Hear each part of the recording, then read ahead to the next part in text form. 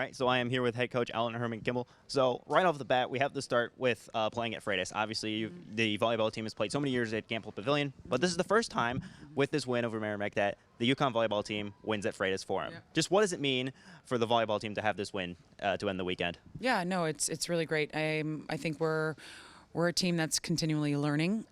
We had some tough matches against Hofstra and Lehigh, and it was really great to kind of put it together at the end of the weekend for sure against Merrimack. After going 5 sets against Lehigh earlier today, what did it mean to take out Merrimack in 4 sets for your second win of the year? Yeah, I mean, coming after a five set loss is tough. I mean, it's tough on the bodies, it's tough recovery, and then turning around and playing right away is always a little challenging. But we knew we had to basically take care of our side of the ball and not being so high error and giving too many points away. And so our focus today was just to minimize as many unforced errors as possible. We could have been better. We had a goal of keeping it 8 or under for each set, and sometimes we were flirting around 11 or 12. So again, it's just it's a mode of continuing to keep learning and how we can keep challenging and knowing that balance. Now, just looking on the offensive side of things, you have Jess Perry with 14 kills, and then obviously you have 2 other players with 10 kills apiece. Just what does it mean that, like, obviously with Kaylee Parker gone, just what does it mean to have these players step up and get all of these kills today? Yeah, for sure. I mean, the pins, so both of those people, so Emma and Maya on the left and then Jess on the right, we weren't generating that same type of efficiency earlier 2 days ago and on Friday and then earlier this afternoon. So it was a really good win for us to be able to spread the offense and people to take care of the job. Now, one thing that's been prevalent on the note of Freitas, obviously, one thing that's been prevalent is that it gets very loud in here when there's a lot of fans. Just what do you think the main difference has been between like playing in Gamble and playing at Freitas in terms of the fan side of things? Oh my gosh, yeah, it's the experience is much more intimate. It's loud. You know, our marketing crew and creative content crew and our communications are doing a really good job of trying to amplify the space in order for us to get the best game day experience possible. And we had a great turnout this weekend. I think at some point for the most part, we had standing room only. And so being in a place where it's a little bit smaller and more people just creates a little bit more of a better playing environment, specifically for the opposition. Now, on top of that, do you think that playing environment played a factor in obviously that first set where the team broke out like 4-0 run, 7-1, and ultimately won at 25-10? Do you think the fans played a factor with that? Oh yeah, absolutely. I mean, when you give out free T-shirts when you're serving aces, everybody's going to be excited about it. But yeah, I mean, it's just like having home court advantage when you're sitting there and the crowd is into it and pushing you along, especially when you need the extra push, is always great to have.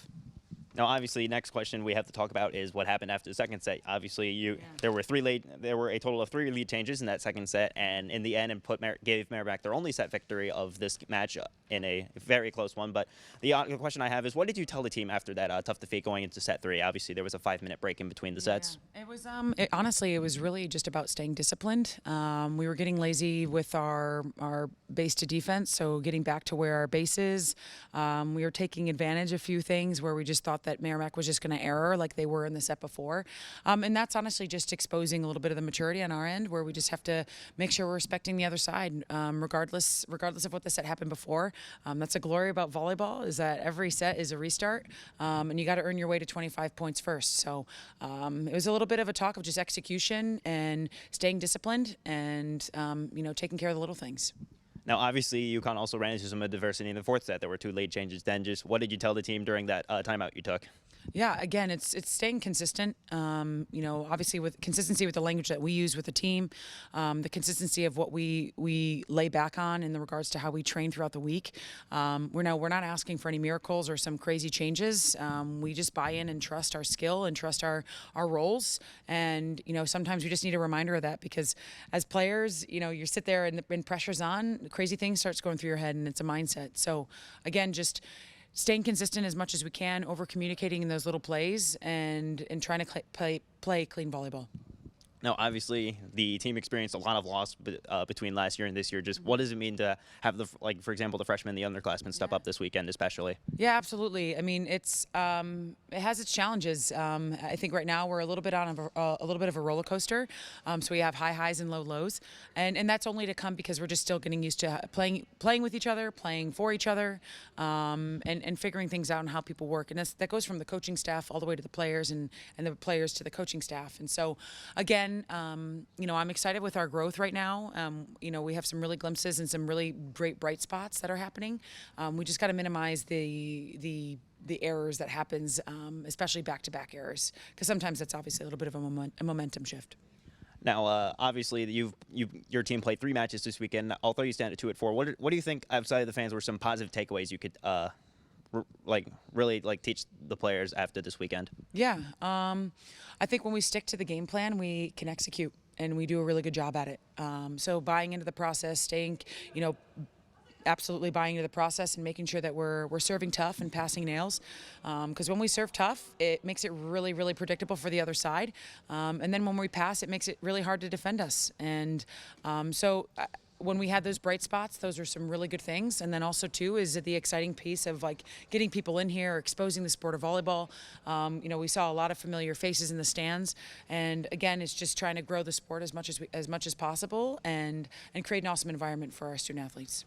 One final question. Obviously, your team has now 5 days off before they play Sacred Heart on Thursday. What are you looking to change, obviously change and improve heading into that last matchup of this homestand? Yeah, I think it's, again, just buying into the process and continuing to work on the little things that we do every day in training. It's not really rocket science. I think there's some areas of our match where we need to pick things up, whether that's the tips or relationship passing or even serving. But again, it's just making sure that we're staying consistent. Sometimes when you're growing something and you're building something, it takes a little time, and you have to really buy into the fact that it takes some time. It takes a little bit of time, and we've got to capitalize it as much as we can. And we're going to push each other and challenge each other all week in order for us to be prepared for Sacred Heart. Thank you so much for your time. Congrats on the win.